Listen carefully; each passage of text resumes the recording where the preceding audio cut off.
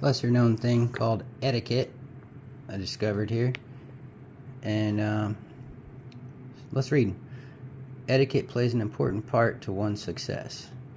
It comprises those rules and forms of conventional decorum that indicate what a proper in various contacts with one's fellow men and that have been developed among civilized peoples over many centuries. Many times that we consider to be the hallmarks of good breeding may be traced to the days of chivalry.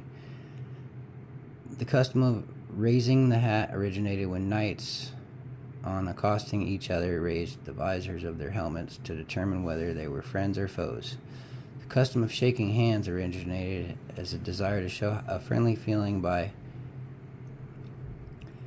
indicating that one carried no concealed weapons, especially as one's left hand would generally be too weak to wield an efficient blow.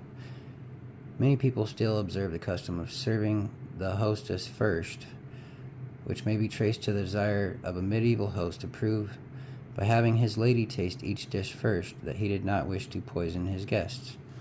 Rules of etiquette are based on such qualities as courtesy, kindliness, and consideration for the rights of others.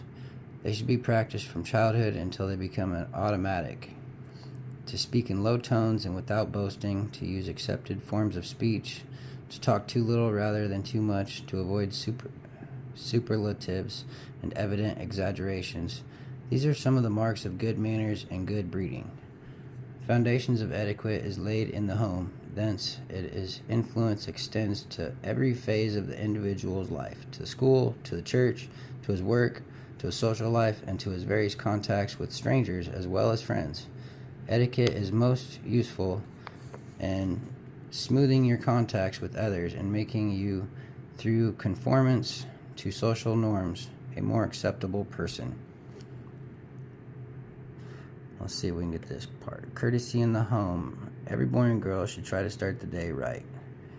Get up the first time that you are called rather than the third or fourth time. When you appear at the breakfast table, greet the family pleasantly.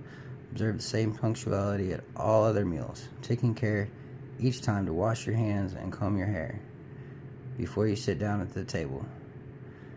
When you take your place at the table, do so quietly without jerking or scraping your chair. Sit up straight and don't tip your chair. Don't cross your legs under the table and don't twine them around the legs of your chair or put your feet on the chair's rounds. Contribute to share to the table conversation modestly, recounting events of the day at school or discussing some motion picture that you may have seen or some book that you have read. Don't interrupt or contradict when others are speaking. Try to